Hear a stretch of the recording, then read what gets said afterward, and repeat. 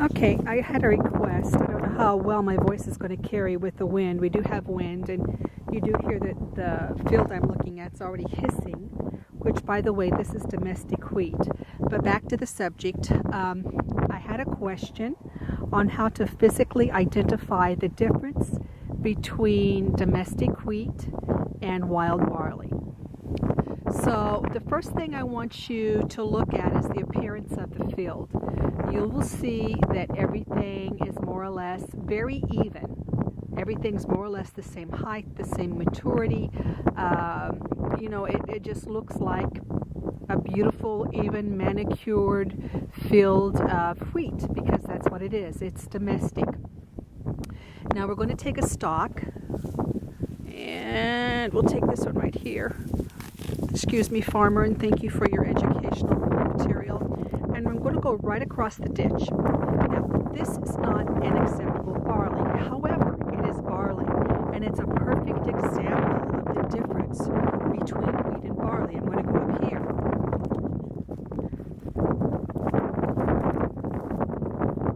Barley bows.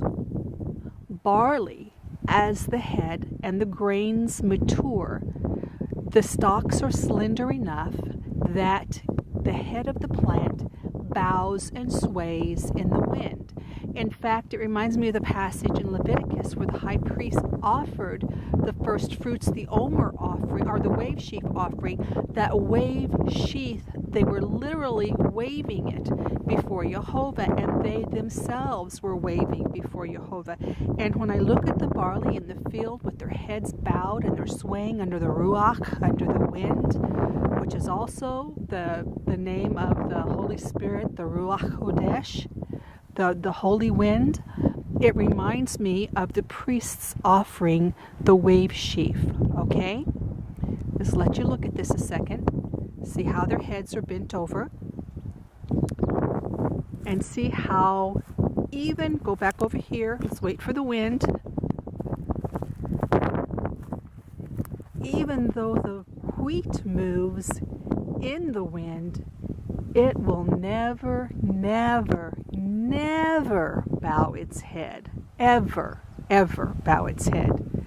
The hybrid wheat is stiff-necked and stubborn. See, the wind can move it, but there's no bowing. Go back over to the Abib. Not the Abib, the barley. Sorry, this is not Abib. And look up there. See their little blonde heads bowing? Look over here. See the blonde heads bowing?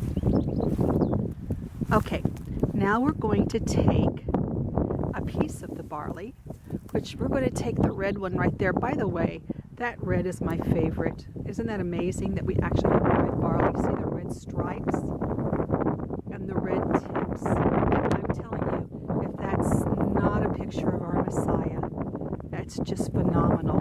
So we're going to take it and I'm going to leave it. It's too precious. I don't see it that much. I'm going to take, let me get a regular one. Let's go for this one.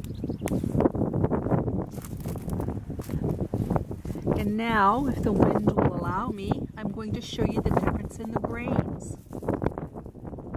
You see, the ring finger. The ring finger is the wheat. The middle finger is the barley. Okay? The grains of the barley are all pointing upward, and they're very close and compact. And basically, if the wheat was left to its own devices, it would still be in the head, but the grain wouldn't be mature to Shavuot.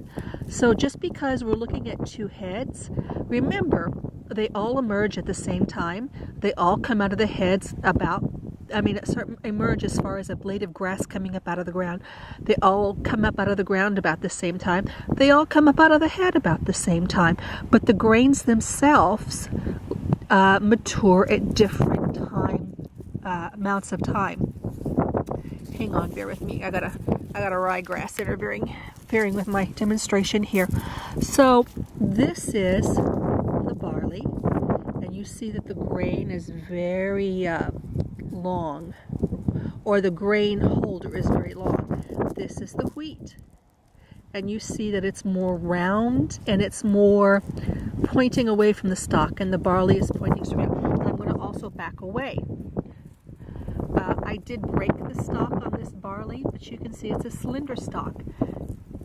You can see that the wheat is a thick stalk.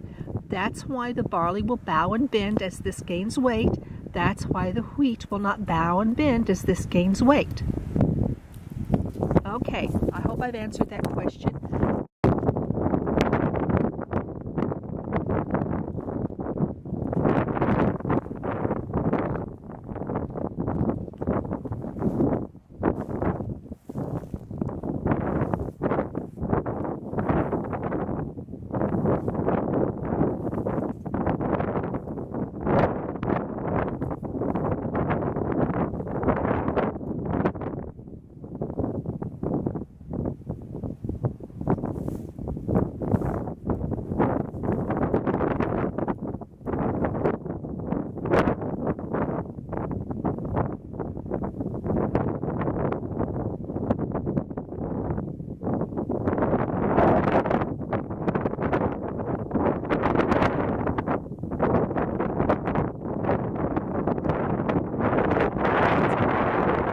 Barley does.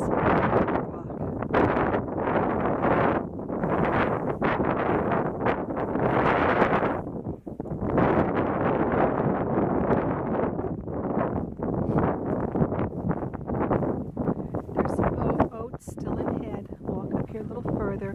It's a beautiful section of barley. Look, it's not acceptable barley, but for the lesson of the difference between the